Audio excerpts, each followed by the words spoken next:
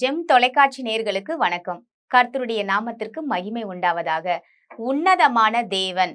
ஆதியாகமம் 14:23. வானத்தையும் பூமியையும் உடையவராகிய உன்னதமான தேவனாகிய கர்த்தருக்கு நேராக என் கைகளை உயர்த்துகிறேன். என் கையை உயர்த்துகிறேன். இங்க உன்னதமானவருடைய தேவன் என்ற தலைப்புல இன்னைக்கு பார்க்கிறோம். ஆபிரகாம் பாருங்க, கடவுளை என்ன சொல்றாருன்னா உன்னதமான தேவனா. அவரை இன்னைக்கு நம்ம எல்லாரும் என்ன நினைச்சுக்கிட்டு இருக்கோம்னா, அவர் உன்னதமான தேவன் நினைக்கிறதே இல்லை. எப்படி நினைக்கிறோம்னா, சோதனையை கொடுத்து கொடுத்து அவர் நமக்கு சில பரீட்சையை வச்சுதான் கடவுள் நமக்கு நம்மளுடைய வாழ்க்கையில நடக்கக்கூடிய எல்லா விஷயத்தையும் தீர்மானிக்கிறாருன்னு நினைக்கிறோம். அதனாலதான் அவர் நம்ம வாழ்க்கையில கண்கள்ல பார்க்கும்போது உன்னதமானவரா தெரியலங்க, உயர்ந்தவரா தெரிய மாட்டேங்குது. பிரச்சனையை பார்த்தாதான் நமக்கு உயர்ந்ததா தெரியுது. கடவுளை பார்க்கும்போது எப்படி தெரியுது அப்படின்னா, அவர் உட்கார்ந்து வேடிக்கை பார்த்துட்டு இருக்காரு. இன்னைக்கு எப்படிங்க இந்த ஆபிரகாம் சொல்லி இருக்க முடியும்? உன்னதமானவருடைய தேவனுக்கு நேராக என் கண்களை ஏறெடுக்கிறேன்னு சொல்லியிருக்காரு. யார் சொன்னாரு? தாவீது சொன்னாரு. இங்க ஆபிரகாம் என்ன சொல்லியிருக்காரு பாருங்க, என் கைகளை ஏறெடுக்கிறேன்னு சொல்றாரு. அப்போ கைகளையும் கண்களையும் அவருக்கு நேராக ஏறெடுத்த இந்த வேதாகம புருஷர்களை நம்ம பார்க்கும்போது, அவங்க கடவுள்கிட்ட கை நீட்டிட்டா மனுஷங்க கிட்ட கை நீட்டுற வேலையில ஈடுபட்டதே இல்லை. கடவுளை நம்பி இருந்த மனுஷங்க கையை பாருங்க, கடவுளுக்கு நேரா மட்டும்தான் நீட்டுறாங்க. இன்னைக்கு உதவி நீங்களும் நானும் என்ன எதிர்பார்க்கிறோம்? மனுஷங்களா இருக்கிறோம் இல்லையா? அதனால மனுஷங்க மூலயமா வருமா, இவங்க மூலியம் வருமா, இல்ல அவங்க மூலமா வருமான்னு சொல்லி எதிர்பார்த்துக்கிட்டே தான் வாழ்ந்துட்டு இருக்கோம். ஆனா நம்ம நினைக்க வேண்டியது ஃபர்ஸ்ட் கடவுள்கிட்ட இருந்து தான் ஒத்தாசை வரும். ஒத்தாசை வரும் பர்வதங்களுக்கு நேராக என் கண்களை ஏறெடுக்கிறேன் என்று சொல்லி தாவீது சொல்றார். அப்போ ஒத்தாசை வரும் பர்வதங்களுக்கு, பர்வதம் போன்ற கடவுளை நம்ம வணங்கிட்டு இருக்கோங்க. அந்த பர்வதமான தேவன், உயர்ந்த தேவனை நோக்கி நம்ம கண்களை ஏறெடுத்து நம்ம கையை தூக்கி பாருங்க. அவருக்கு நேரா நீட்டி, ஆண்டவரே என்னை ஆசீர்வதியும் என்று நீங்க கேட்கும்போது தேவன் அவர் விட்டுருவாராங்க? உங்க பிள்ளைங்க யாராவது உங்க காலில் விழுந்து என்ன ஆசீர்வதிங்க மம்மி டாடி அப்படின்னு சொன்னா, ஏஞ்சி போங்கடா, நீங்க நாசமா போங்க அப்படின்னு யாருமே சொல்ல மாட்டோம். அப்படிதான் இந்த இடத்துல நம்ம பாருங்க, அவருக்கு நேரா கையை தூக்கி நீட்டி கடவுள்கிட்ட கையேந்தி நிற்கும் போது பாருங்க, இன்னைக்கு மனுஷங்க கிட்ட நம்ம கையேந்த வேண்டிய அவசியமே இல்லை.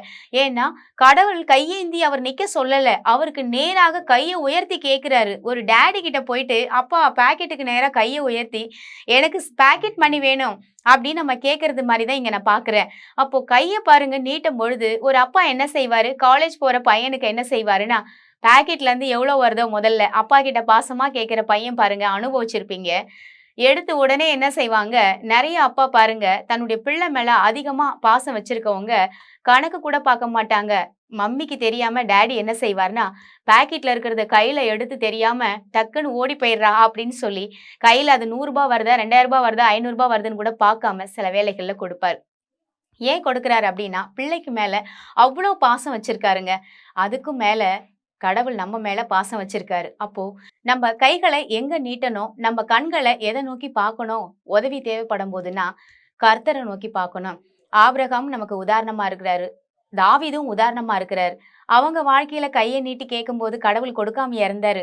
அளவில்லாத ஆசீர்வாதத்தோடு வாழ்ந்தாங்க இந்த மனுஷங்களை. அப்போ அந்த மனுஷங்களை வாழ வச்ச தேவன் தாங்க இன்னைக்கு நம்ம கூட இருக்கிறாரு. ஏன் கேட்டா கொடுக்க மாட்டாரு? கேட்டு பாருங்க. அவருக்கு நேரா முதலாவது உங்க கையை நீங்க உயர்த்தணும். அதை விட்டுட்டு மனுஷங்க கிட்ட எல்லார்கிட்டயும் சுத்தி சுத்தி கேட்டுட்டு இன்னைக்கு அங்கெல்லாம் கிடைக்கலன்னா கடைசியா தான் நம்ம என்ன பண்ணுவோம்னா கடவுள் கிட்ட கேட்போம். இங்க கேட்டா அங்க கேட்டா கிடைக்கல, நீங்க யாராவது மனுஷங்களை அனுப்பக்கூடாதா, நீங்க செய்யக்கூடாதா அப்படின்னு சொல்லி. இல்லைங்க, ஃபர்ஸ்ட் நீங்க செய்ய வேண்டிய காரியம் என்னன்னா, கடவுளை நோக்கி உங்க கைகளை உயர்த்தி ஜெபம் பண்ணுங்க. நிறைய நேரத்துல இயேசு கிறிஸ்து இந்த உலகத்துல வாழும் பொழுது பாருங்க, 5 அப்பம் 2 மீனை எடுத்து வானத்துக்கு நேரா நீட்டி என்ன செய்யறாரு? அவர் ஸ்தோத்திரம் பண்றாரு.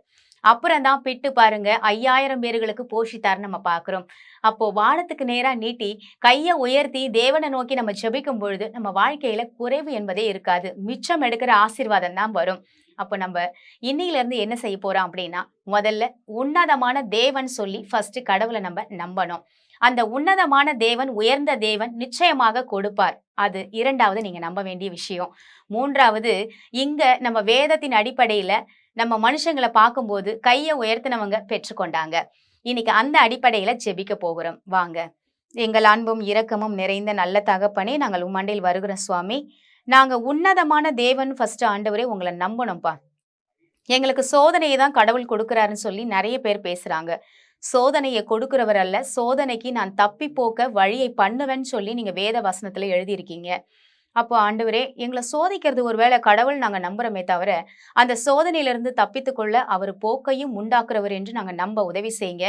முதலாவது ஏசப்பா, நீங்க உன்னதமான தேவன், உயர்ந்த தேவன். நீங்க எங்களுக்காகவே தன்னுடைய ஜீவனையே கொடுத்திருக்கீங்க. யோவான்ல நாங்க பார்க்கிறோம், தன்னுடைய ஒரே பேரான குமாரனை நீர் எங்களுக்காக கொடுத்திருக்கிறீர். மீதி எல்லாம் அருளாதிருப்பது எப்படி? மீதி எல்லாம் தராம இருப்பது எப்படின்னு சொல்லி நாங்க பார்க்கிறோம். தன்னுடைய உயிருக்கு மேல் இந்த உலகத்துல ஒண்ணுமே இல்ல. அந்த உயிரையே கொடுத்திருக்கீங்க அப்படின்னும் போது, மீதி எல்லாம் கொடுக்க மாட்டீங்கன்னு சொல்லி எப்படி நாங்க சொல்ல முடியும்பா? ஆனா நீங்க கொடுக்க மாட்டீங்கன்னு சொல்லி நாங்க ஜெபிக்காத வண்ணமாக, நீங்க கொடுக்கிற தேவன் என்று கைகளை உங்ககிட்ட நாங்க நீட்டும்படியாக, எங்கள் மனக்கண்களை திறந்து எங்களை வழி நடத்துங்க. உம்மை நோக்கி நாங்கள் ஜெபிக்கிற யாவருக்கும் நீர் ஆண்டவரை சம்பூர்ணமாய் கொடுப்பேன்னு சொல்லியிருக்கீங்களே, சம்பூர்ணமாய் கொடுத்து ஒவ்வொரு ஜனங்களை ஆசீர்வதித்து பலப்படுத்துங்க. இயேசு கிறிஸ்துவின் மூலம் ஜெபிக்கிறோம் நல்ல தகப்பனே. ஆமென். கர்த்தர் நம் அனைவரையும் ஆசீர்வதிப்பாராக. God bless you.